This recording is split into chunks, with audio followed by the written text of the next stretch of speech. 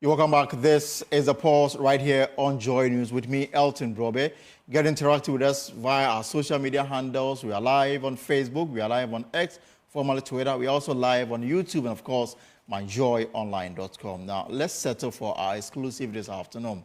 Now, he is famed for his pioneering role in the establishment of the Cardiothoracic Center at the Kolebo Teaching Hospital, helping deal with very complex cardiac health problems in Ghana. He had left his lucrative job in Germany to help his country address critical health and environmental issues. Eventually, he left the theater and went into leadership in government with the power to now address the growing or the many health problems afflicting the Ghanaian society. What happened? Our guest today is Professor Kwabena Frimpong-Boateng, former Minister for Environment, Science and Innovation. He's here to share his story and other experiences with us right here on the pause. And of course, get interactive. Where if you have any question, I will surely share with him as we progress on this Prof, a pleasure to have you here on the pause. Thank you for having me in your program. And today is exactly 12 years since we lost former President John Evans Atta Mills. Any fond memories? Well, I didn't know him that much. I had about 2 or 3 close encounters with him, but I don't want to narrate why we met on those 3 occasions. So, but we have to remember him. He has been he was our head of state, our president, and we have to honor our president. Anyway, we wouldn't go into the matters of today. Yes. I mean, the man is credited with peace. And yet today, at Asunje Park, there was near, commotion between a group and another group, the NDC, and then Kwakwenyi, the host group, and they all of them working together to honor his memory, and it turned chaotic in a way. Actually, I didn't know about it. I just heard you say it, so it's unfortunate. I think no matter what the differences, we have to work together as a nation so that we can move and build a nation that will be good for our children and our grandchildren. But Prof, I've been meaning to ask, are you completely out of politics? No, we cannot be out of politics. Everybody is in politics, but you may not be... Maybe active politics, if I should qualify it. I would say active, but not the type of politics that you see. Yeah. But what have you been up to since you left government? Left government, working all the time. I always have lots of things on my plate. Working in a hospital, teaching, doing research with my colleagues in Germany, building schools, colleges, and lots. So you've been busy? Very busy. Very busy. Yeah. But do you miss your time in government, first as an environment minister, given a unique responsibility in government? Do you miss those times? I don't miss it at all, because of, you go in with very good intentions, and then what you see is different from what my vision was. So I don't miss it at all. I mean, if I had known certain things that I know now, I may not have even gone into government. Are you able to share with us some of the things? No, I will not be able to share with you. Another time. Another time. But we'll come back to the issue of governance and the role you played in the various sectors that you were charged with. But some few weeks ago, I hosted some workers from the Cardiothoracic Center at Kolebo Teaching Hospital. They came here to announce to the world that they will be celebrating the center.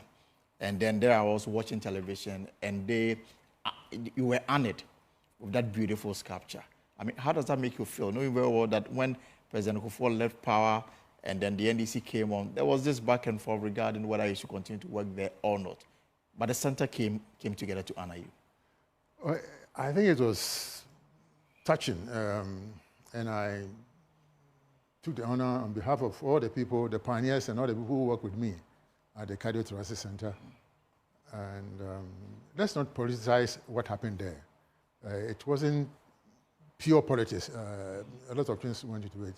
But again, let's do the positive today, and then at another time we'll deal with some of those issues. But I was very honored by what my friends and colleagues did at the Cardio Center. I remember the sustained education you had on the center, and the fact that I think either I was in JSS, where you said if everybody should contribute back then 2 Ghana cedis every month, the country was going to be in a position to have a dedicated fund to treat people with hole in heart Yes. How far have we come from that period up until now? There have been problems. But again, I don't want to go into those issues. Another time I'll come. In terms of health development in that sector? You know, see, the technology that we had at the Cardiothoracic Center is the 1980s technology. Mm-hmm. And for many years, we did not invest to be abreast with modern trends. Mm-hmm. So we have a lot of catch-up to do, not only in terms of acquisition of equipment and machines and so on, but in terms of training. You know, training is so important. Mm-hmm. We need to be training people all the time, because it takes a long time to train people who will be confident to take over things. But then if you have money, you can buy equipment and things in a very short time. Mm-hmm. So we lost a lot of ground, but I think the center is taking measures to bridge that gap. And that's where I will help.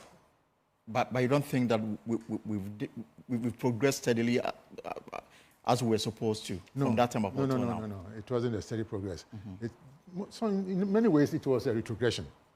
But you will not see it. Mm-hmm. But we are putting in, or they put in the blocks, building blocks to help us stabilize things now and then move forward. But we need to train people in many areas. So we don't have enough surgeons for that sector? Not only surgeons. We don't have enough surgeons, anesthetists, perfusionists, specialized nurses, and cardiologists who can do some of the refined things that are happening in the world today. And where lies the issue? Training. And is it the fact that it is we have to motivate people. Lack of commitment on the part of health authorities to do it, or the facilities are simply not available to take people to not the facilities. As for the facilities, you have to create them. You know, we have an institutional care division in the Ministry of Health, but that's not functioning well. This division is supposed to monitor what is happening in the hospitals and look into the future as to what we need. For example, what happens to patients who are on dialysis? We are in a country of 32, 34 million people. Thousands of people are on dialysis across the nation, mm-hmm. but we don't have any kidney transplant program. Yeah. So you need some people to sit down and think about what we do so that we'll be able to help all these people who are on dialysis. That thinking is a very complex process. Right. And so this is what I'm saying. Mm-hmm. There must be some people who will sit down and think as to what is the situation now, what do we have to do so that we get to where we are going. But in this country, there are problems. I mean, even generally, we don't, for example, as I sit here, I don't even know what will happen to transportation industry in 5 years or 10 years. I don't know what will happen to health, industry, science and technology, manufacturing, and so on. I mean, we don't have set goals, milestones, so that you can talk about it when you meet your friends outside. Exactly. These things are missing. So there's clear absence of planning in all sectors of our life. Planning, and then sticking to it. It's not enough to say, oh, Agenda 2030, Vision 2057 was recently launched by the National Development Plan. And then we had Vision 2020, Vision this, Vision that, and when we do nothing and the set year is approaching, then we shift. Vision 2057, who is supposed to do that? If we are not doing things now, are you telling our grandchildren that you are planning for them? Let us do what we can do now. When they come, they will continue and plan for themselves. But Prof, even on that, and I'll take you back to the health sector, because you brought in the issue of lack of proper planning and this Vision 2040 and now 2057. Now, the NDCPCA is promoting this Vision 2057. Those who will be at the helm of affairs to implement them say that they have their own party manifestos. And for that reason, they cannot throw away their party manifesto, which is a contract between them and the people they are asking them to vote for them. So, I mean, clearly, there's no convergence anywhere. Even manifestos, how many governments stick to the manifestos that they prepare themselves? No. It doesn't happen. So we should have set goals and be passionate about it. We have to do things with passion. And passion is doing things with all your heart, with all your soul, and with all your mind, as the Bible says. That is passion. And if you don't do things with passion, you will not succeed. You succeed in things that occupy you. So if this nation is not moving forward in terms of manufacturing, in terms of industry, science, technology, agriculture, transportation, and all these things, then it means we are not thinking about it. We are not following these things with passion. But you succeed, things that you follow passionately, corruption, that you will succeed. No doubt about that. Let's exhaust the health issue so that we can move to other areas. And you brought the issue of the issue of kidney treatment and the matters around it. It became a topical national issue some few weeks back. Now, the National Health Insurance Authority, in an interim measure, say that they will be taking care of those on dialysis, at least for the next 6 months, and have budgeted over 2 million Ghana cedis to take care of them. It will not be enough at all. It's a temporary measure. Maybe they are thinking about Kolebu alone. But this is for Komfanochi 2 and then the Cape Coast Teaching Hospital. Yes. Those on dialysis. But these three people who treat patients, which is a fraction of what we have in Ghana. There are private dialysis units across Ghana. So what happens to them? What I'm saying is that, there should be planned. Every now and then you hear about one transplant being done in Kolebu or University of Ghana Medical Center. That is not sustainable. I mean, how many, what is happening now is that you have somebody who has a kidney disease. He has relatives. One of them would donate kidneys for him. And so in a family, how many people will prepare to donate their kidney to a very poor person of that family? So not until we go into cadaveric, donation, that is, somebody may have an accident, crash the brain, so you keep the person alive or the organs alive until you can harvest the organs for transplant. But to do that, you have to have intensive care across the nation. Because if somebody gets an accident in Walensee, crash the head, and you don't do anything, you don't take the person to a hospital where they can keep the organs alive, the patient will die and then you lose all the organs. Exactly. But to do that, to set up intensive care, physically you have to build. Then you have to train people, anesthetists, intensivists, nurses, and so on. And then you cover that one. And then you have to have a transplant center, like in Europe,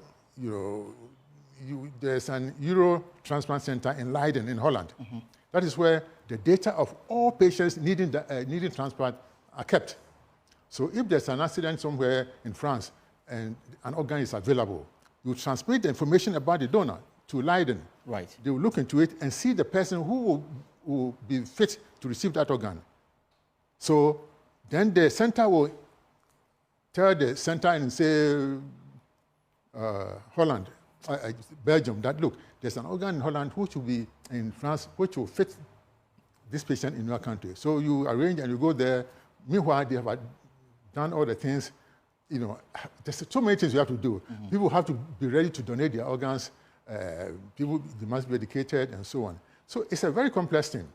And Ghana, we've not even set the foundation for any of this. We have not even touched the surface at all.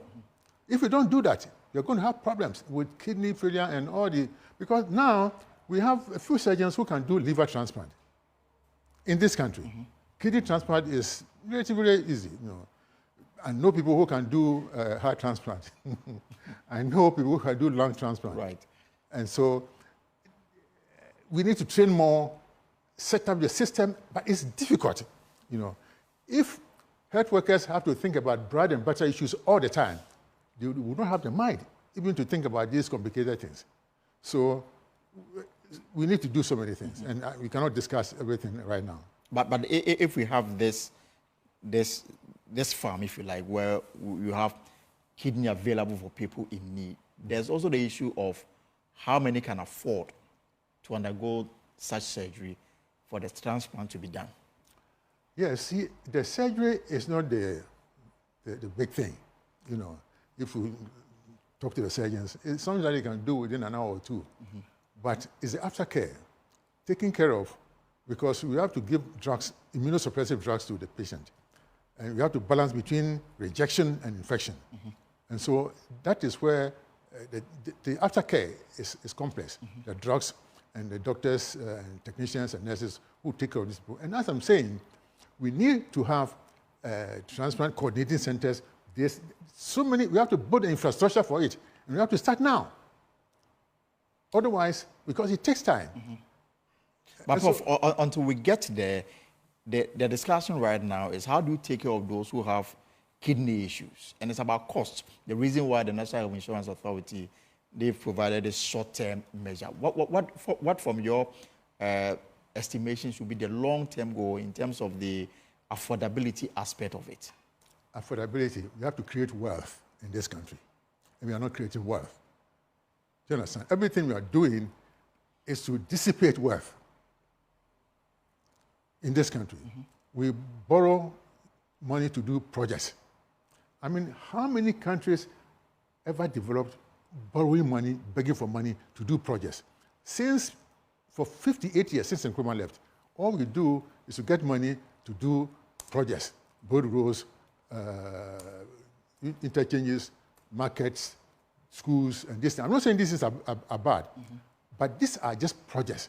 We have to look at things that we do that have linkages, horizontal and perpendicular linkages, so that, I mean, for example, if we embark on a project, you know that in 5 years' time, this project will affect this thing, and then you, in, say, 5 years' time, will be able to be in a position to build more of what you did initially. And we are not doing that in this country. So, and the thing is that borrowing money to do these projects, you don't need anybody. You know, you don't need the investors, you don't need the research institutions. That is why we are suffering. We have knowledgeable people in this country. If you go to the universities, Academy of Arts and Sciences, CSIR, and the rest, they have the solutions. Right. But you don't need them to borrow money. You don't need them to come and build a bridge. And you don't need them to win the next elections. So that's why we are plodding on. Every party comes and so I'm doing projects. And then we compare what we did with the last one, the previous one, the next one will come, and that is the cycle we are in. So, and if we continue to do that, this country will never be developed. We will be creating problems for ourselves. Because if you borrow now to do projects, and you're not creating wealth, next time you need money to maintain the things that you build. Exactly. Then we need money to build more. Where are you going to get the money from? Meanwhile, you are selling your natural resources, and they are dwindling. And so, if we don't take care, we are going to be in big problems in the future. We have to think. And the final point on that, again, bring you back on the dialysis matter, the NHIA intervention will run out in December. And I'm guessing that after December, we'll get back to this very discussion about what is government doing for a long-term solution. We are subscribers of the National Health Insurance Authority. This element is not captured. Even the NHIA capping is a challenge in terms of, in terms of making the available the money government collects on it on the authorities' behalf. The money we exhausted before December, I can assure you. And this short-term political solution. This is not a medical or social intervention. This is more or less political. It's not going to do anything to it. So that is it. Meanwhile, a lot more people are being developing kidney issues and so on. So that is it.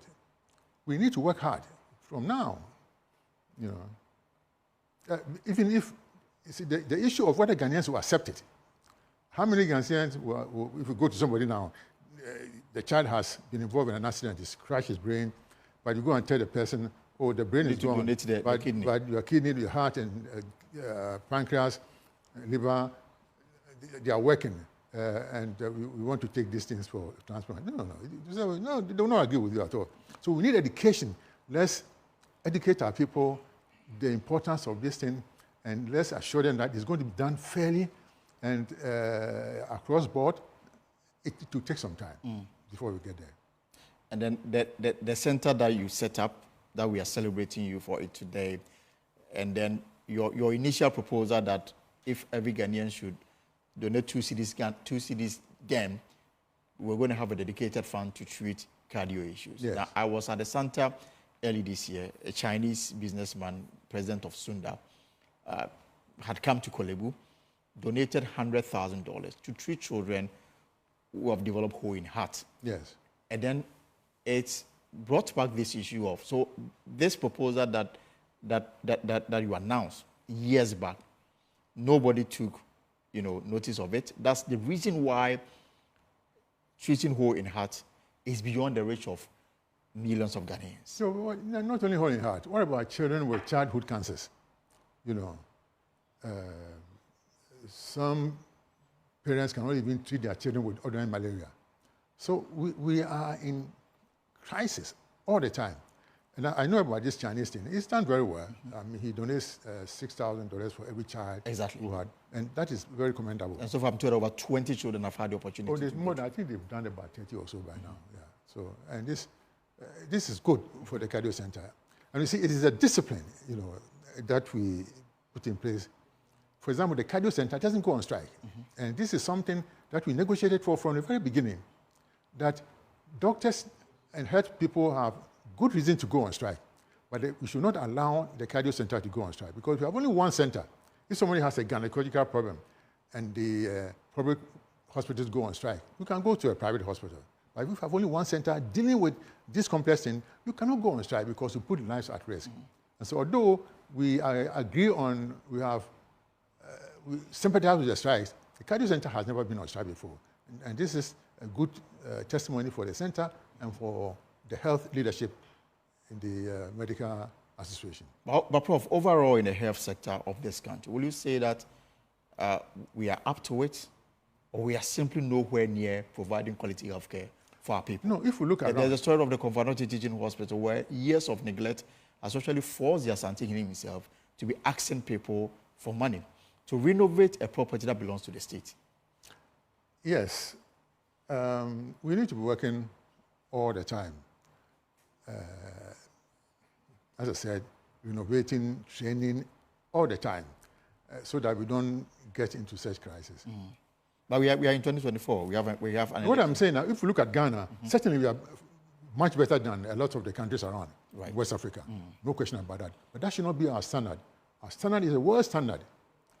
We have to look at the world standard, and that is my standard. When I say something, I'm talking about, I mean, in terms of training, I don't compare my training, my performance with people around me. I compare myself to the best in the world. I want to be there so that when I talk, people hear it and say, well, if Frimpong-Boateng is saying this must be true, you know. So we need to aim at the world standard and work towards it. And we can. This is what bothers me, you know. In all areas, we have people in Ghana who can help us. But the political arrangement is not designed in such a way to look for the best to help us. You know, politicians look after themselves, their families, and things before they think about the rest of us. That is normal. You know, you can see that without exceptions.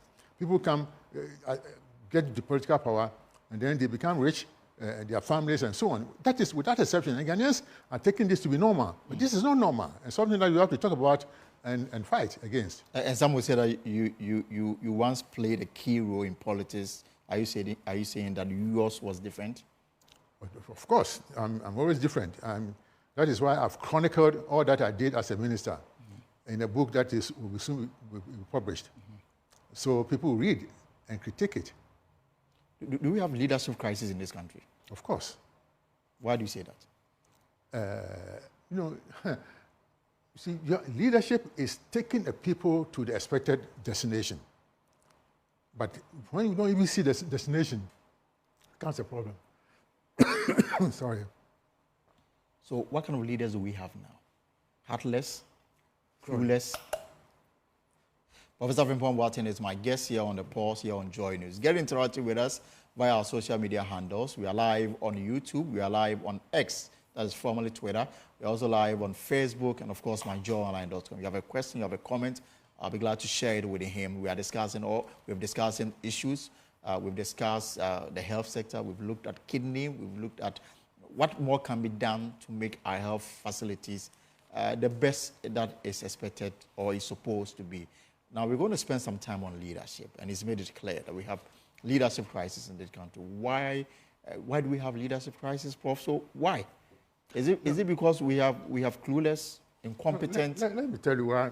An example why we have crisis in Africa. It's not only Ghana. It's not a Ghana matter. It's Africa matter. Last year, there was a South Korea Africa summit. And then 48 Africans were represented there, including 24 heads of state. Do you understand? Korea has a population of 51, almost 52 million people. The land area is about a little over 100,000 square kilometers. Ghana is almost 230,000 square kilometers. That is, Ghana is about 2.5 times that of South Korea. Yeah, South Korea. And in 1960, their per capita GDP was $87. Now it's 59,000.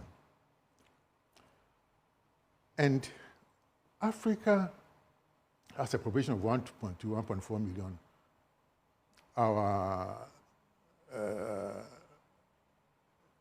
We cover about 6% of the Earth's surface. Right. 20% of the land mass. Okay? Then we all gather in Seoul before South Korea. And at that conference, the South Koreans and the African Development Bank signed an agreement and to the tune of $24-something million to support Africa. Can you imagine that? I mean, so when you see this, you know that there's something wrong. And this is a continent that pays 100,000 expatriates to work for us. We pay them about $4 billion. At the same time, we look on for 250 million Africans to go out of the country and work for people and are paid a fraction of what we paid for next year. Something that Africans would have done. So this is our situation. You know, we are a pitiful lot, and we have everything. You know, 90% of cobalt, 50% of all gold, all the minerals are here. But you see, natural resources have no natural owners. Those who own the natural resources are the people who come to invest in your country, who have the money and the technology to deal with those resources. If it's in your country, you are doing nothing, you will get about 5-10% of the resources. Exactly. So if we look at all these things, again, I mean, the pitiful thing is that multinationals, you know, evade taxes. Tax evasion. And sometimes also grant them tax avoidance. Sometimes we also grant them tax holidays. Tax holidays. And sometimes people even quote about $850 billion, but maybe about $500 billion, you know, tax evasion. They take it away, and then we go and beg for budgetary support, you know, aid, ODA, worth about $200 billion. You know, so what is wrong? If we have good leaders, you will not be doing such things. And again, something very sad happened during the Korea conference. You know, whilst Africa had gathered there talking and so on, a few African countries went the back door and they were negotiating privately with the Koreans. You know, instead of being presenting a solid front, United Front, it wasn't happening. So this is how we design leadership. I mean, so we are not surprised that in the world about 60 million children are not in school, and about 33.8 or 34%, 34 million of them are in Africa. You know, the bottom poor, the 25 bottom poor countries are here. You know, 25 bottom poor are here.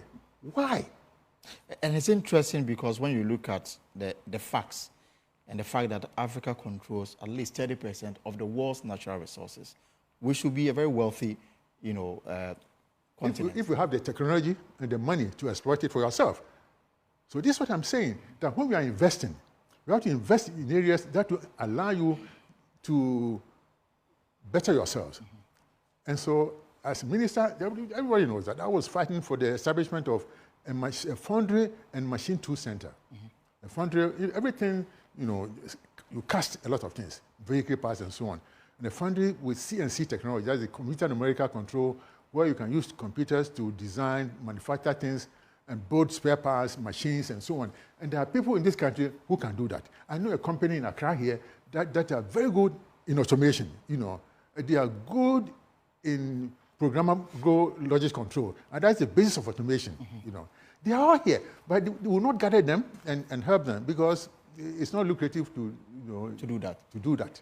But that is how to build a nation. Prof, if I should personalize the issue of leadership and, you know, making sure that we benefit from our own resources, the question that a lot of questions I'm getting on our WhatsApp console is the fact that you were put in a sector that was to ensure that our forest reserves were protected. No, that wasn't my job. My job was, I was a minister for environment, science, technology, and innovation. Protecting the forest is the forestry Minister of Lands and Natural I'm talking about the issue of the illegal mining. And yes, that is a different thing. It wasn't part of my ministry. There was a committee of 10 ministries, and I was the chairperson. You were the chairperson. Yes. And then the concern that people are raising, that you are talking about leadership, and yet you had the opportunity to chair this committee, and the terms of reference were quite clear. Yet we still have issues with illegal mining. We still have the impact of illegal mining on our environment is so glaring for everybody to see. I agree with whoever sent the message, but my job was to draw attention of leadership to that thing. So I wrote a report. And even before I wrote a report, every now and then when I had issues, I informed the president. When the Forestry Commission was giving out forest reserves for mining purposes, I wrote a report, with the letters, all the details, and handed over. Whilst I was in the committee, and the president called Sir John, he was alive then, and confronted him with these things. But I don't want to know, I don't go into the details of what happened. So we had problems, and at every step, they were informed about what was happening. And so finally, I wrote a report, and which is now, I'm in court because of the report that I wrote. Some people think that I have defamed them, and so they've sent me to court. So will you say that you failed in that responsibility? No, I didn't fail at all. But the river bodies are still as clear as possible. I'm not the policeman. I'm not the court. For example, if you arrest Chinese, you take them to court, they are given bail, and then they go back to do the same thing. Is it my fault? No. Yes. So the way forward should be what? I mean, is it the fact that we had leadership that was not interested in helping deliver on the mandate that we I don't want to talk about Galamsey here. But if somebody is serious and he wants to stop it in future, I can come in and give advice. But you see, such open discussion, there's no end to it. And I may mention things which listeners may not understand. But as I said, we did our work very well. And because I'm in court, because of that, I want to be a little bit cautious with what I say. But as we head towards the election, two issues have come up. The NDC is saying that they will invest $500 million in dealing with the effects of illegal mining on our environment. I've heard Dr. Mamadou Bawumia, who has put out this plan, which says that they are also going to even set up a bank to help people who will have license granted them to undertake small-scale mining to go to this bank, access loan, so that they can mine on their own without bringing in foreign nationals to help them mine. The essence of this, according to him, is to ensure that the mining sector is regulated, the money that they will get out of it will stay in the country. These two issues, $500 million to help, fix the effects that Galamsey has done to our environment, and somebody setting up a bank and, streamline the activities of the acquisition of license for the small-scale industry. Are these workable plans? No, it will be good to reclaim the land and do many things, but $500 million will be woefully inadequate. Dollars? Oh, yes. You need billions of dollars to do that. We estimated, when I was there, we did some estimates with EP and so on. It will run into billions and billions of dollars. We don't have. Which we don't have. And the other suggestion, I don't want to talk about it. We have to forget about it. Let's not discuss it. It's not workable. If we really want to stop it, as I said, let me not go into illegal mining. I have a lot of things to say, but not now. If people are serious and they want to stop it, why can't they stop it now? Even now. The Domahine has stopped it. Not even has stopped it. You can't start there. As always, KVR says that if you want to come, then we should be able to share the profit that will come out of it. Who said that? The same from the Doma Traditional Authority. No, I have not heard that. That you come and share. No, he says it will not be done. He says if we are to grant you license to mine, I haven't heard that should be one. part of. I haven't heard that one. I haven't heard that one. But the thing is that this should be a serious discussion which you and I cannot exhaust this morning or this afternoon. But it can be done later on. So Because the country would have failed in protecting our environment. We have offered. We have offered. Because when I was there, there was no mining, very little mining in the forest reserves, because we'll come after you. But after I've left, everybody is there, because nobody will come, will pursue them. I still see some of the excavated seas on the Adenta Road. I still see some of them parked close to the MMT, the Metro Mass, station. For how long are they going to be there? I don't know. We handed over all the sea excavators to the government, and whatever they do with it is their problem. Prof, again on leadership. I mean, we are heading towards the elections. I mean, leadership is very crucial. If you didn't hear comparison between what Nkrumah did and what has been done so far, what should Ghanaians look for in those who are parading themselves as possible, solutions to our problems? I don't think, I mean, we know the people. We are here in Ghana, we know them. Some of them don't see the truth. Some of them are not knowledgeable. Some of them are arrogant. Some of them are immoral, and so on. And these are the people we are going to vote for. And so we think when they come to rule us, they will do the right thing. No. But your verdict is very serious, Prof. Immoral, liars, incompetent. These are people who want to lead this country. Yeah, when I say leadership, it's a broad band of people. And so, but generally, this is how it is. I mean, you are making a straight face as if what I've said is not true. My job is to answer questions. My job is to answer. Yes. Yeah. But when also you hear people putting so much value on a Dutch passport against a Ghanaian PhD holder, how does that make you feel? Very bad. I thought it was a joke. No, it wasn't a joke. I thought it was a joke. So, leadership. 1970, Korea was exporting textiles, plywood, and wigs. The three top exports. But they set up institutes like CSIR, Atomic Energy, this.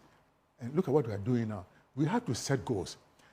If you look at what the Chinese have done, the Chinese, the development really started in 1986, March 86.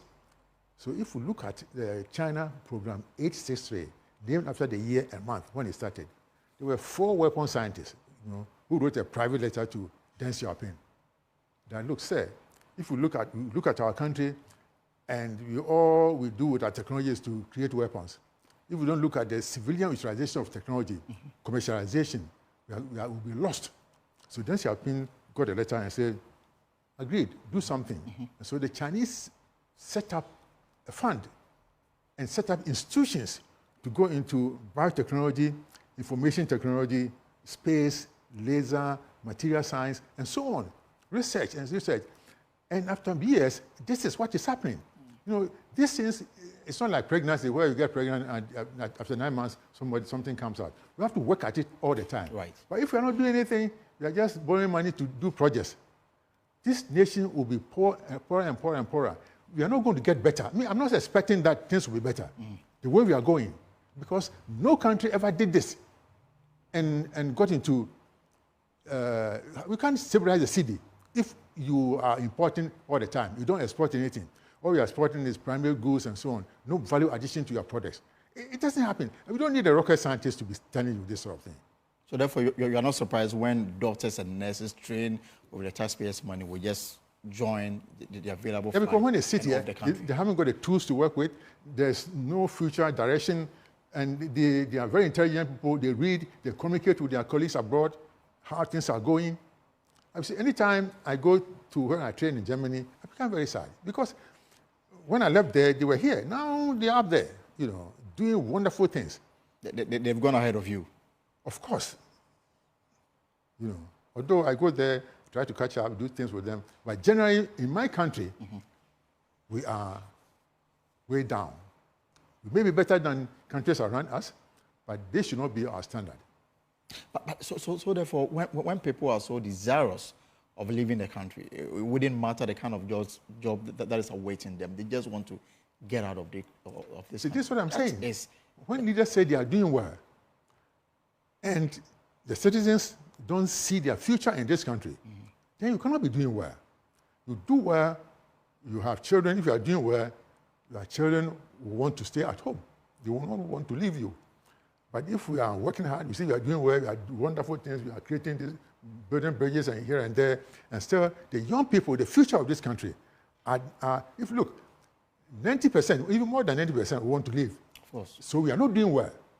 I mean, it is, and it's one of the stories that I'll bring to our viewers, because the Ministry of Youth and Sports this afternoon held a news conference to respond to this very, as far as I'm concerned, a national disgrace, situation where a group parading themselves as disabled individuals, according to the information we have, and according to the information provided by the association, the president of the association signature was forged, and this group managed to get visa from the Norwegian embassy here in Ghana with under the pretext of representing the country in an Olympic in Norway, and then all of them absconded. One person died. The person who died, 4 of his relatives, so-called relatives, also secured visa to go and bring the body back home. They also absconded. So, I mean, this sits in a broader scheme of people wanting to leave because politicians, including yourself, have failed the masses. I haven't failed the masses. I've done my work well. The thing, I will not say this as national disgrace. It's unfortunate. But the real disgrace is when every day, people leave this continent, cross the desert, and this treacherous sea, most of them are drowned. That is the problem. That is happening every day. A few people are sworn in Norway. Well, it's unfortunate, but it has happened. Maybe you can trace them. But I will not see that as a disgrace. But let's think about our nation, how we can build it, but we must sacrifice. See, the point is that in Ghana, every generation wants to enjoy. But in the life of a nation, 1 or 2 generations, a few idiots like me, will have to sacrifice so that the next generations will have a good life. That is why we sacrifice so much to build the Cardiothoracic Center. The Cardio Center, the block you see there was no government, one city government contribution in that thing. I could have bought that thing in my village as mine, but you will not be successful because you need to train people. So we need to sacrifice so that the next generation will enjoy. Well, apart from sacrifice, what else must be done, at least for the next 10 years, if we are to see some semblance of change and prosperity for the Ghanaian? The people should protest. When things are not going well, when somebody is looking for, every day people call me, "Oh, Professor, I want money for rent, school fees, this, that." Don't come to me, go to the government, because the way our social system is structured, we absorb a lot of the shocks. Instead of people going out to demonstrate and tell the government that they are not happy, things should be done for them, they will go and look for their friends, their uncles and things, and that kind of thing. Kenya recently was in the news for this very issue. Yeah, it was unfortunate that so many people had to die, but you have to show you are discontent with what is happening in your country because it's your resources that are being used, not being used well. So you need to talk and protest. Are you surprised or disappointed that 2 years after COVID, there is still a levy that we pay every day? Too many taxes in this country. Not only that tax, too many taxes. This is what I'm saying. When multinationals evade and dodge tax to the tune of 500 billion, and then when they are gone, you come back and levy heavy taxes on poor citizens. That is unfortunate and immoral. That is not right. And this is where we have to complain and demonstrate, show our displeasure with some of these things. There are those who say that the countries that are advanced, including Germany, that you live there, it is the taxes that help build the infrastructure. Yes, but taxes that help build Ghana. Here, only the poor people pay electricity bills. There are rich people who are staying in very developed, gated communities and politicians who don't pay utilities. But the poor person will have to pay. Recently, a hospital was disconnected because we owe some small electricity bills. Yes. The hospital. So that, we don't charge people too much just to have, people set their eyes on you too. Anyway, so what I'm saying is that, what I see is that whoever wins the coming election will be a transition government. After that, Ghanaians will have to sit down and ask themselves, do we have to go on like this forever? In 2017, when President Kufuor appointed a minister, is it the kind of development or the kind of program you were expecting? Program? I mean, in terms of how governance have come from 2017 No. I had my program, develop science and technology, build infrastructure, so that within 4 or 5 years, we will build our own spare parts, we will build machines, we will build our transformers, water pumps, and some of these things. And we are capable of doing that. But that thing was truncated when I left. But you can also credit the president for something, at least under his watch. I mean, every school-going child at the secondary level has access to education. He's building hospitals in underserved districts across the country in their what kind of education? I mean, it's good to build education institutions, but what kind of education?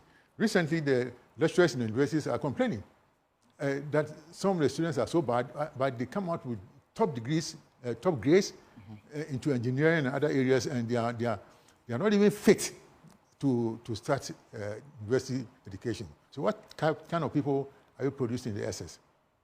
Isn't it the responsibility of the lecturers to bring them out to that level? Lecturers were in the university? Yes. No, please, don't put this burden on them. If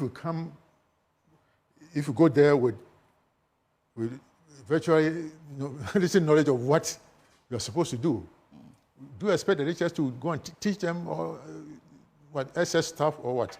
So my thinking is that if they came from the SSCE with very good grades, and the lecturers have issues with... No, I mean, what kind of grades? Were they given to them, or it was... So according to the WAEC, the examination are conducted in a very fair and transparent manner. What I'm saying now, this is what, so when you talk about that, I mean, it's good, some of the initiatives are very good, but sometimes the execution, If we say Agenda 1.1, it is good, I mean, it was a good idea that the president said he was going to build a district hospital in all the hospitals. But then, we will be able to complete one hospital.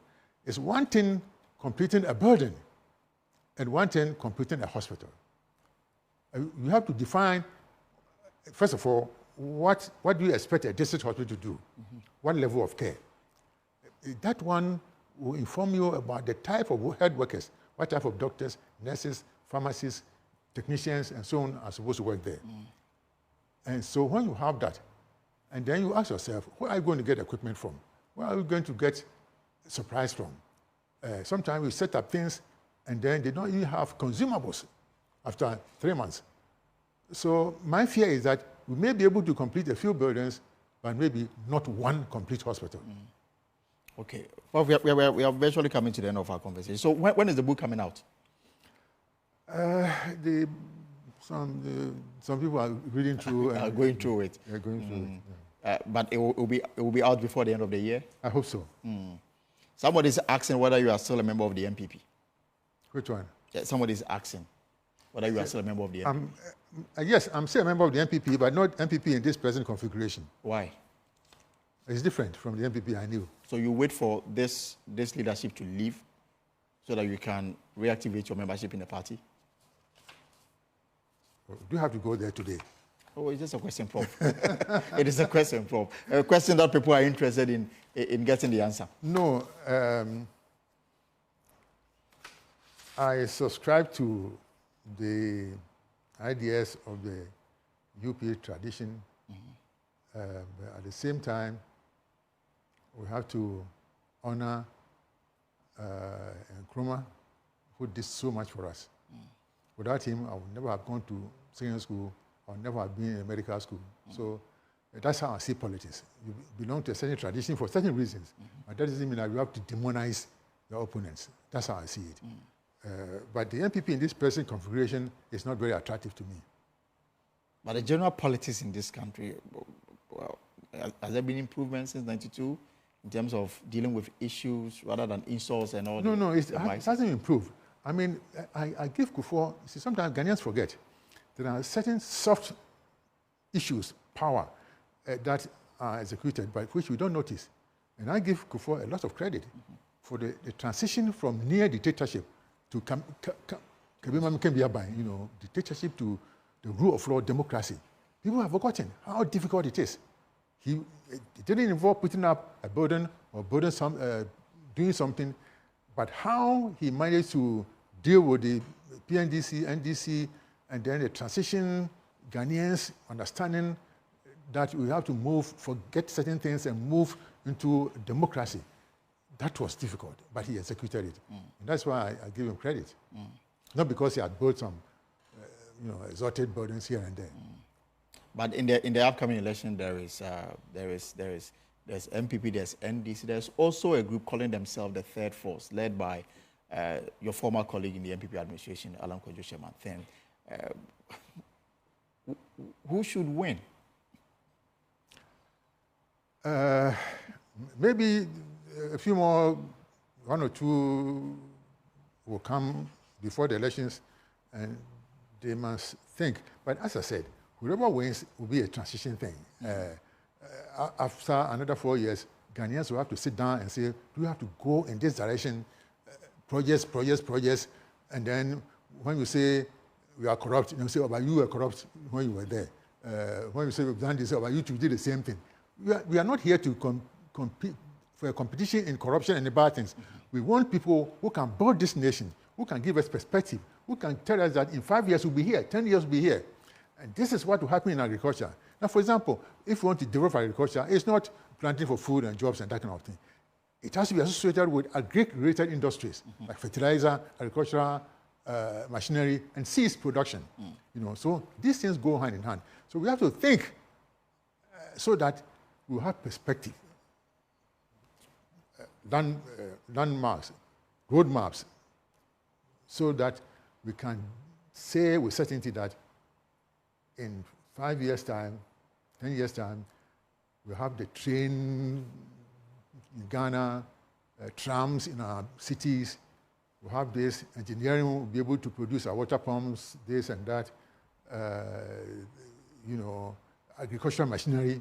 This is something that we should have been doing long ago, so that we plow with our machines, we harvest, post-harvest things, we do it ourselves, and then the machine to process the food, And here, and let me tell you one thing. One thing I've noticed is that some politicians don't understand the difference between development and growth.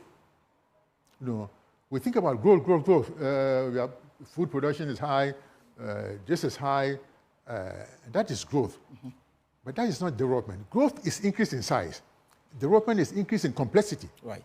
So if one year you grow millions of tons of yam, that is growth. But it's not development in the yam industry. Right. So this is what I'm saying, that we should sit down and think about some of these concepts so we don't get lost in the midst of all these political... And in 2007, you were one of those who wanted to lead the NPP in the 2008 elections. Is that ambition still... If I were the president of my friend, we will not be here checking this. This Ghana would have been a different country, I'm telling you. And I'm saying that, is that ambition still alive in you? What? To become president of this country one day? No. My ambition was to see a Ghana that was good. That's my only ambition. So, and that was... It didn't change when I was in the government, because I laid down all the things that I thought should be done. For example, Ghana Beyond Aid. What does it mean? And I thought that my minister was going to play a central role in that, because that is, the poverty gap is a technology gap. Absolutely. But then it was sent somewhere, senior minister's office, and, then so many things, chiefs here and there, consulting this person, and I suppose we don't even know the direction where we are going. Ghana Beyond Aid. When and how? Think, set the roadmap, and so on, and then work on it. Prof, thank you very much for coming to. We look forward to this book. All right. Thank you for having me. Right. Professor Frimpong-Boateng has been my guest here on The Pulse.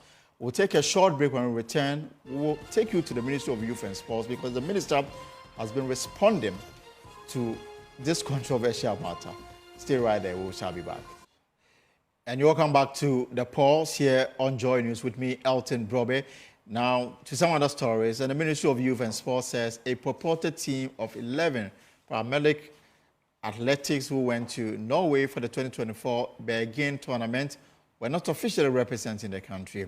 The reaction comes in the wake of the emerging report that the Ghanaian is in the grips of the Norwegian authorities for alleged visa fraud when he claims, together with a group of 10 others, that they were athletes representing Ghana at the athletic competition. The coach of the team is said to have died whilst on admission in Norway, with the others at large with little details on the whereabouts of these supposed para-athletics. Joy News checks at the Norwegian embassy in Accra did not produce much results. The embassy only said, and this is a response they gave us when we sent an email requesting details on those in Norway. And they said that, thank you for your email. Due to its confidentiality requirements, the embassy is unable to comment on individual cases. Regards, Tuva Bognes. And this is a response we got from the Norwegian embassy in Accra when we requested the status of those who absconded. However, speaking at a news conference moments ago, Minister for Youth and Sports, Mustafa Yusuf, said the Ghanaian authorities have not been successful at personally interrogating the athletes. So the attention of the Ministry of Youth and Sports has been drawn to a publication about some 11 Ghanaian Paralympic athletes purported to have absconded whilst in Oslo, Norway, to participate in the food draft Belgian City Marathon. The report also indicated that the coach of the team, George Jesse, had collapsed and was admitted at Oslo University Hospital, where he later passed away. Additionally, one other member of the team, that's Nana Entry, was arrested and detained by the Norwegian security officials whilst attempting to travel to Sweden by train. The Ministry of National Security has alerted my ministry, that's the Ministry of Youth and Sports here, about the issue. And we have since responded to the National Security Minister and the other security agencies to investigate the issue. By way of education, we wish to state the following: that in relation to visa assistance, that's protocol assistance to all the federations in Ghana, and I know most of you distinguished media are even abreast with how we operate at the ministry, or travel arrangements for all athletes. If an athlete and the ministry and the Ministry of Youth and Sports work with our technical agency, that's the National Sports Authority, for visa assistance who participate in international competition. So any federation that is recognized by the National Sports Authority, if they want to travel for their international competitions or even local national competitions, they will normally, if they need assistance from us, from government, they will normally write to the National Sports Authority. The National Sports Authority will do their due diligence, then reports same with recommendation to the ministry, then we take action. In this case, in this Norwegian case, there was no any request to either the National Sports Authority or the Ministry of Youth and Sports. So the ministry were not aware about any, and the team that went wasn't also representing Ghana, as it has been reported in some of the media.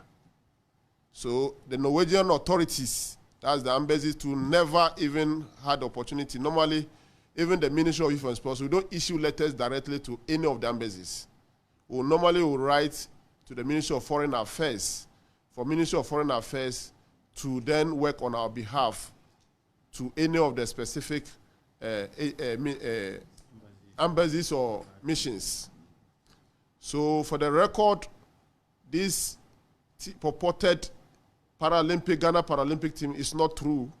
They are not representing our country in any of the tournament because we were not in the picture. The Ministry of Youth and Sports then transmits the communication to the Ministry of Foreign Affairs and Regional Integration to facilitate the acquisition of relevant visas and appropriate embassies and consulate office. But I've just explained that.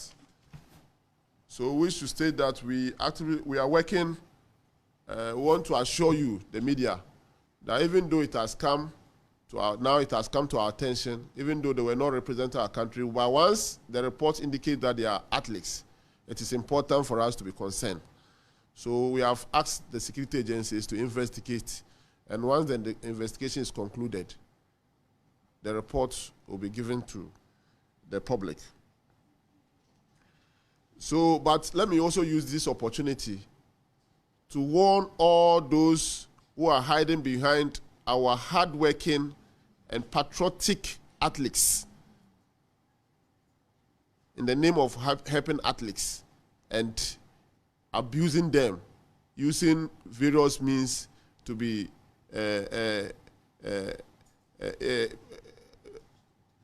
assistant, just is to secure travels for people.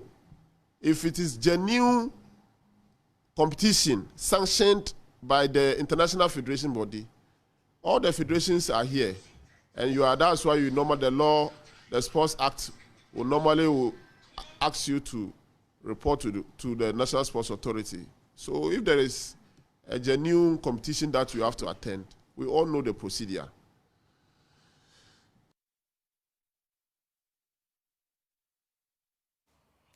Right, let me bring in Joy Sports editor Nathaniel Arthur, who joins the via Zoom. So, Nat, I mean, the understanding we have is that this incident actually took place in April. They went to Norway in April. We are in July. Now that we are being told that the investigation will commence into circumstances that led to this, this behavior. I mean, what do you make of this, Nat? Well, what it is that it assumed a security angle, and that probably is the reason why it has taken a while for all of this to come out. I do believe that the security agencies were also working on the blind side of everyone, so they could get as much information as possible. That probably is the reason why we haven't heard of all this while. But it's also important to note that the minister is spelling out some procedures that are already known to the public, or the sporting fraternity for that matter. Now, the new angles that have come in here are the angles of routing these requests through the foreign ministry and through the youth and sports ministry.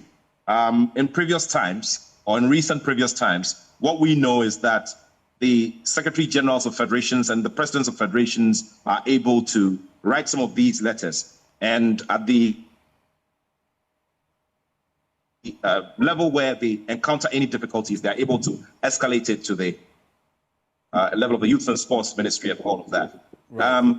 A lot of work needs to be done, Elton, because this is a plain issue of forgery, and everything around the facts of the case point towards forgery, and these will be given proof when the relevant persons within this story are taken before our courts. So we have to wait, would have to give it some time, and look at the next step that our security agencies will be taking, because names have been mentioned in these reports.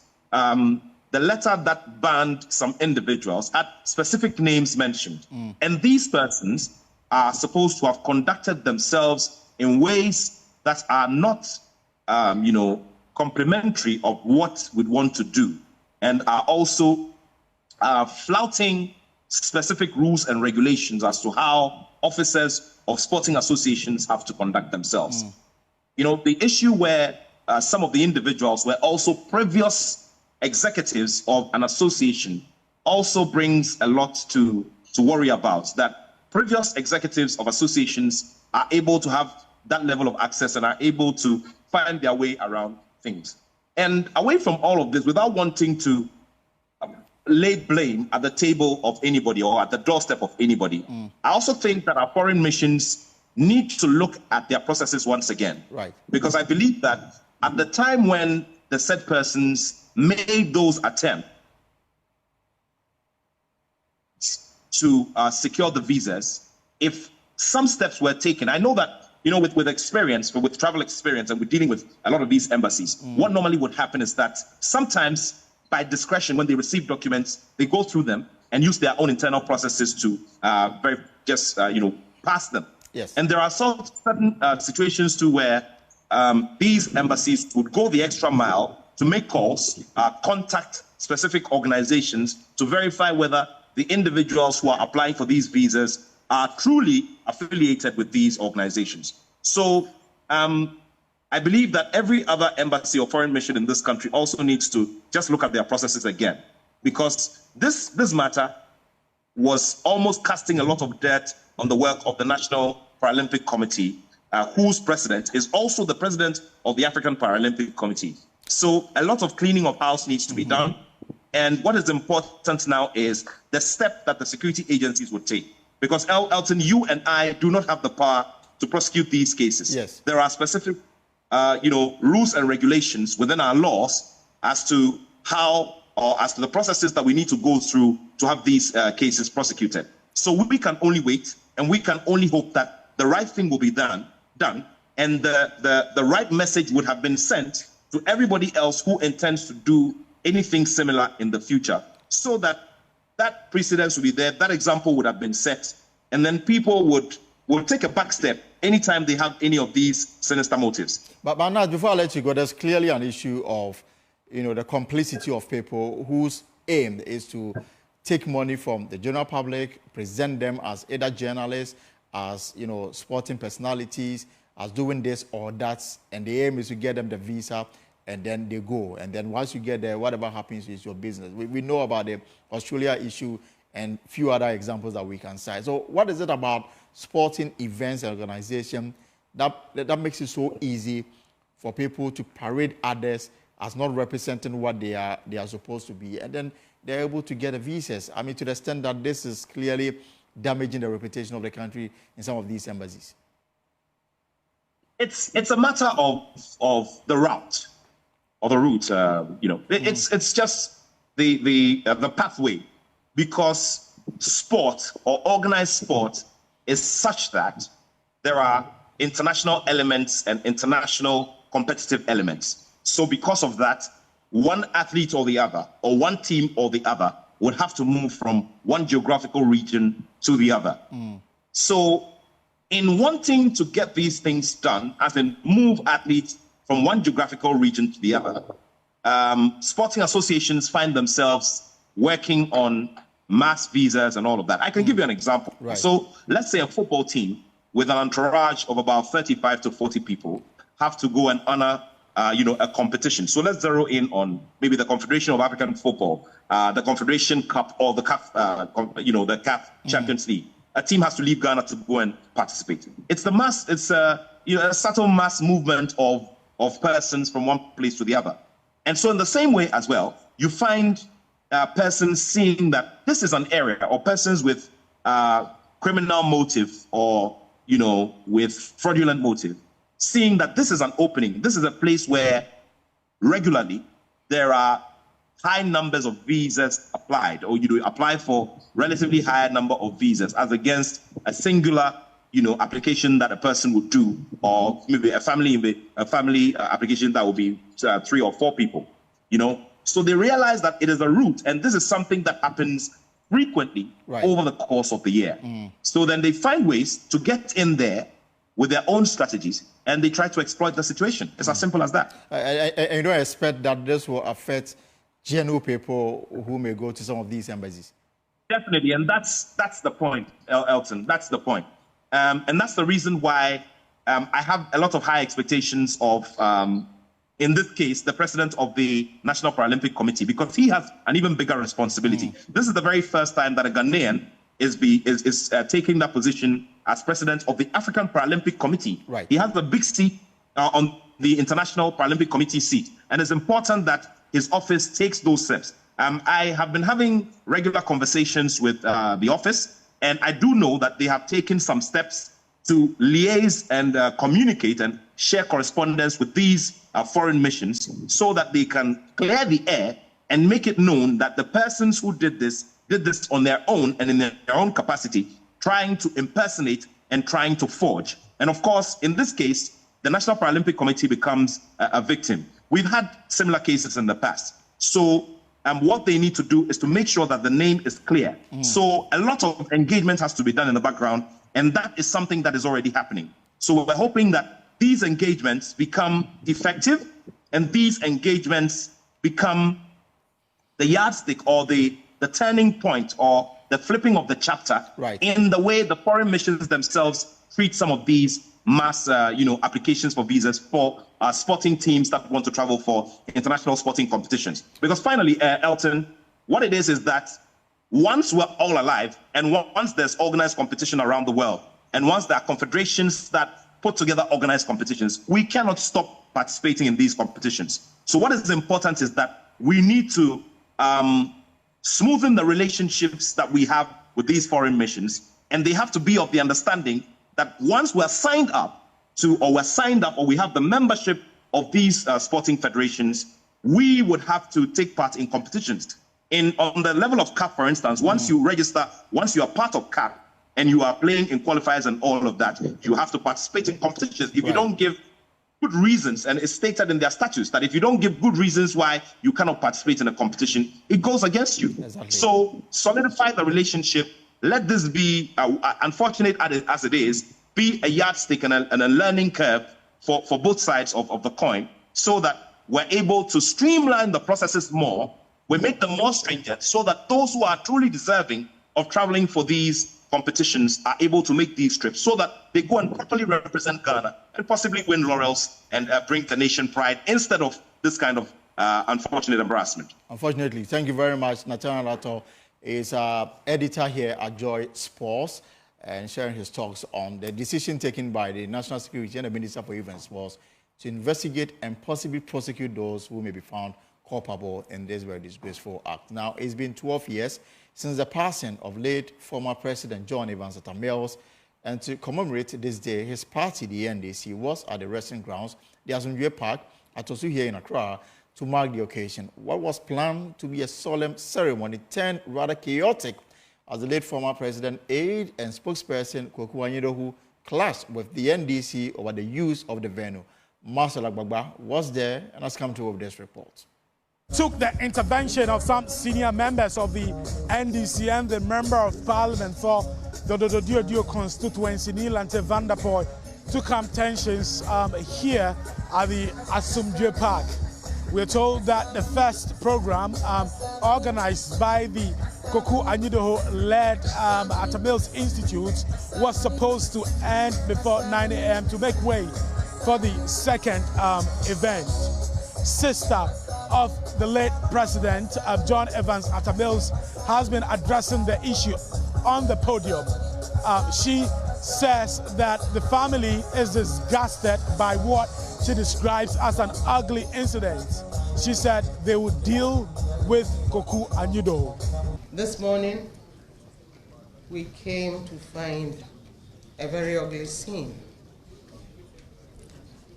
Some people that were brought in by Kwaku Anyidoho,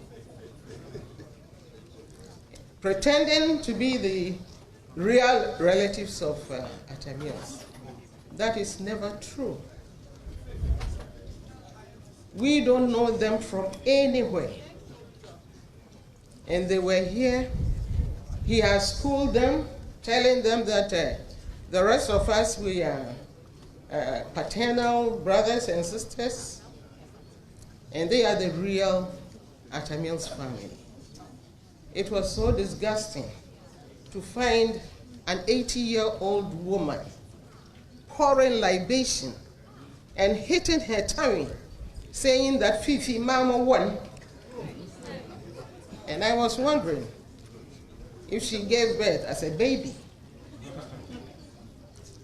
And now, I want to make it clear to everyone that Kwaku has stepped on the wrong foot by tampering with our brother's grave without our knowledge. That is totally unacceptable. And now, we are going to deal with him because it's a taboo in our family to do that. Whatever that you want to do, you have to consult the family, and we have to give you our approval because you have the money to go and do everything you want. Well, My brother preached Asmodri, but some of us, we sometimes reserve that Asmodri.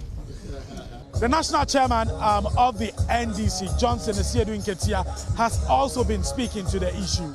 He describes Kokua Nyido and others as pretenders who are celebrating the legacy of John Evans Atta Mills. He says if the NDC is voted into power, they'll make sure that the pretenders face accountability. Number one, let us remember Professor Mills as a man of peace and a unifier. It is unfortunate that after his death, some pretenders would want to do everything by way of remembering him, everything that he never stood for. Because of the speech of Anti-Araba, I don't intend to go further. And just to assure you that next year, this celebration will be massive. And that will be the day of accountability for the pretenders. The day is fast coming. Flag bearer of the NDC, John Mahama, was silent on the earlier incident. In fact, he was not present when it happened. In his speech, he said the values that John Evans Atta Mills stood for is currently absent in Ghana's governance structure. He says the NDC will restore those values if it is elected in the December elections. It hurts deeply that we have to make reference to our dear former president in the past tense, especially at this time when his vision, his direction, and his values, which he had in abundance and which Ghana so desperately needs, are in such short supply in our country today. My boss, Professor Mills, was a selfless leader. He prioritized the needs of the nation over his personal and any political gain, unlike the situation we see in Ghana today. He was the first to cut his own salary as a sincere gesture to show solidarity with the economic hardships faced by many Ghanaians at the time when he took over from the NPP administration. He was passionate about lifting the vulnerable and duly allocated resources to social welfare programs. My comrade and mentor, President Mills, was a respecter of the rule of law and did not abuse his powers as president. He exercised his presidential powers with grace, restraint, dignity, respect, and respect for democratic principles. He avoided using his position for personal or political gain, and he consistently sought to uphold the Constitution and the rights of all Ghanaians. Reporting for Joy News, Maxwell Agbagba.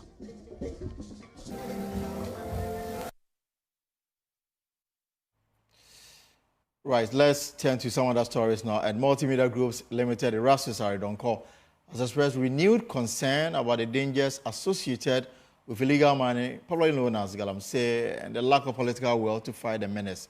Speaking at a news conference organized by the University of Ghana School of Law, the 2022 GJA Journalist of the Year said the involvement of state and political actors in illegal mining and weak regulatory institutions are among some of the reasons why the fight against illegal mining has been largely unsuccessful. Erastus bemoaned the wanton destruction the activities of illegal mining has caused to the nation's water resources and the looming health crisis that could arise from galamsey if the menace is not kept. I think that, let me start. I believe, in fact, I believe strongly, and per my investigations on the field, evidence point to the fact that there are politically exposed people, people within government, influential people in society engaged in the illegal mining business. And that is why we are not finding any lasting solution to the problem. There is a deliberate attempt not to bring closure to the illegal mining craze we are witnessing across the country. Why is it that you have all your major rivers highly polluted and contaminated? One, is affecting agriculture along all the agricultural belts across the country. Farmers who are farming close to major rivers like the Ankobra, Brim, Pra, and its environs are now quitting farming or affected greatly. You can see the pollution from the major rivers, Ankobra, Pra, polluting the sea. Fishermen have been affected. Those who do not have big boats to travel across the sea are now idle and do not have jobs. It is now affecting even the water that you are treating to your own citizens, to the extent that research and our work has shown that there are heavy metals, poisonous heavy metals in all the polluted rivers. The ones that are being treated at the Dabuasi intake point, at Odaso, to Obuasi, to Takoradi and its environs, are from this polluted source.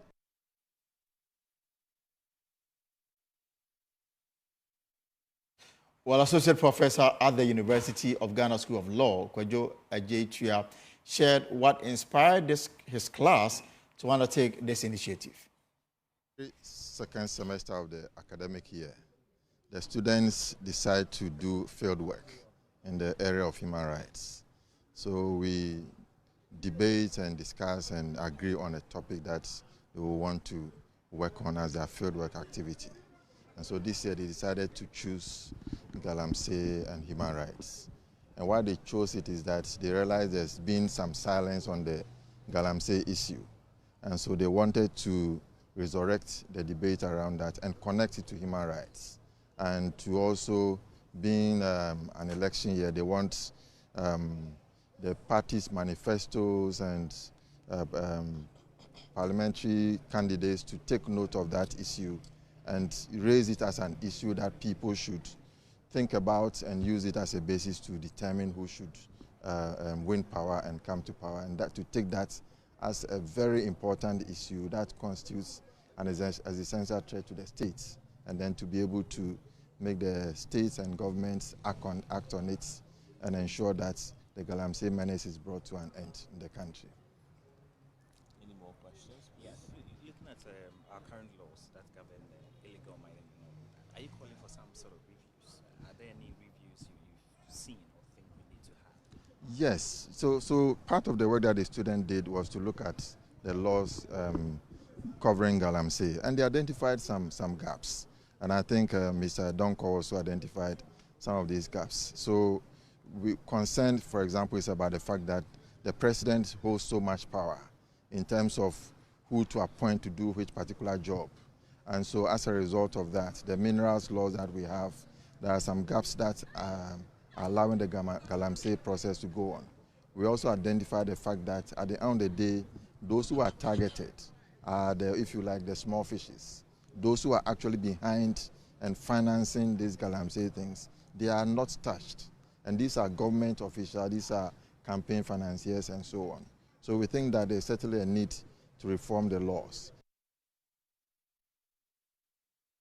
Well, we're going to explore this matter, but after this short break. Stay right there.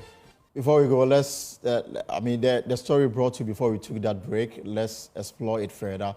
Let's broaden the conversation about illegal mining, because the University of Ghana School of Law Human Rights class is advocating for broader stakeholder engagement to combat illegal mining. Elena Ganu, Frida, and Cecil Yabonzi. I got them right? Yabonzie. You're welcome, Elena and Cecil. So why illegal mining? Let me start with you, Elena. So basically, illegal mining poses an existential threat to our generation and our future children's generation. So we want to advocate and then create more awareness on the adverse impact of illegal mining activities on the human rights of people living in mining communities especially, and then Ghana in general. So what have you identified? So we've identified so far that illegal mining activities mostly pollute water, depriving members living in the mining community the right to quality health, safe water, safe environment, and also many others. So Cecil, I mean, you had Erastus this morning to talk about his work. Yeah. And so beyond the work, what is the law faculty doing in terms of, illegal mining, and how you hope to bring national attention to the menace it is causing to the environment?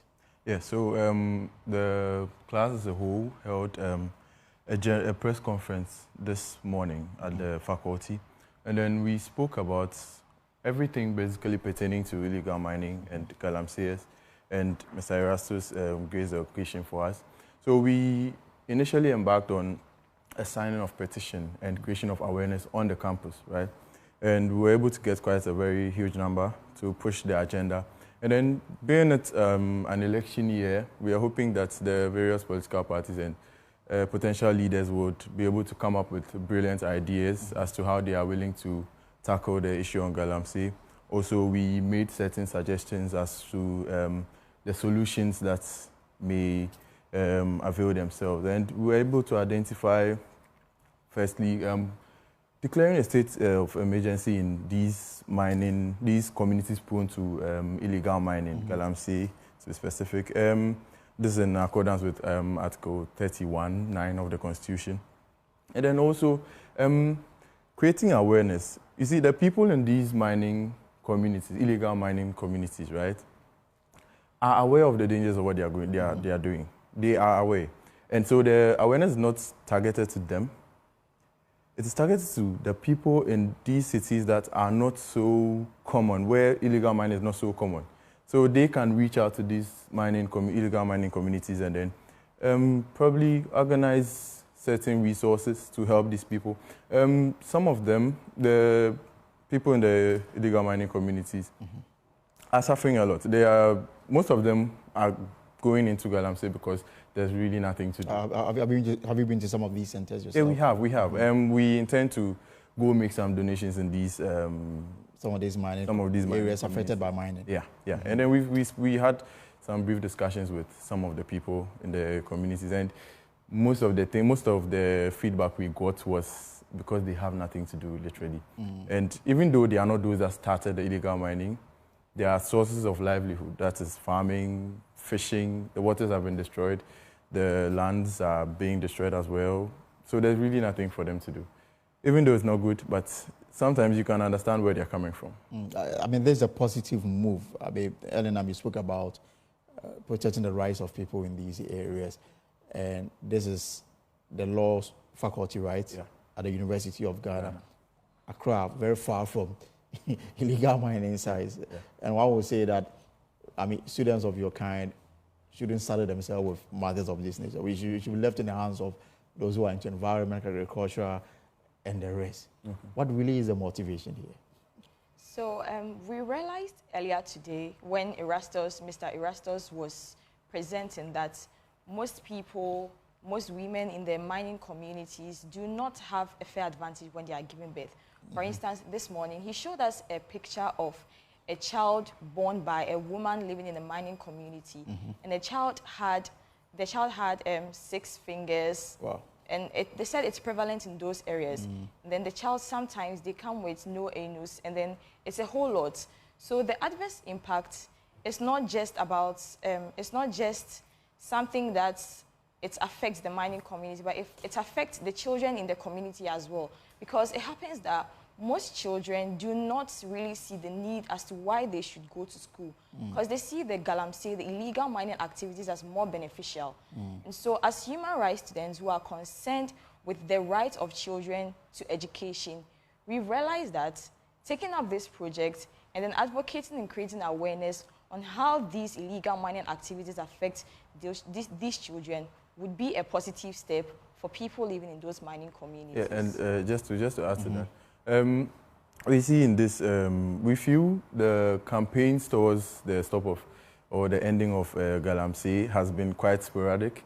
In fact, before we came in, I engaged the former chair of the ministerial committee that was set up to, to put a stop to this, Professor Frimpong-Boateng, and he blamed leadership for the current state of affairs. Yeah, so we feel they can do better.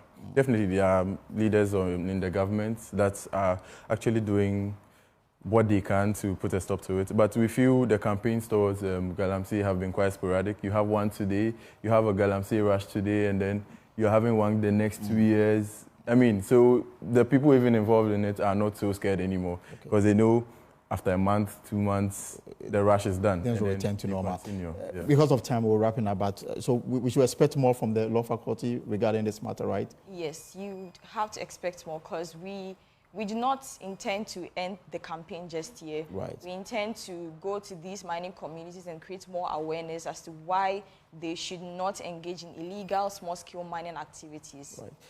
We'll follow up. We'll keep tabs on you guys as you progress on this matter. But thank you very much for coming to Elena and Cecil. Well, folks, that's our show. For more stories, log on to our website, myjoyonline.com. Same time tomorrow, we shall be here to bring you another exciting edition of the pod. Like I always say, whatever you are up to in the hours ahead, I hope is profitable. My name is Elton Brobe. Have a good evening.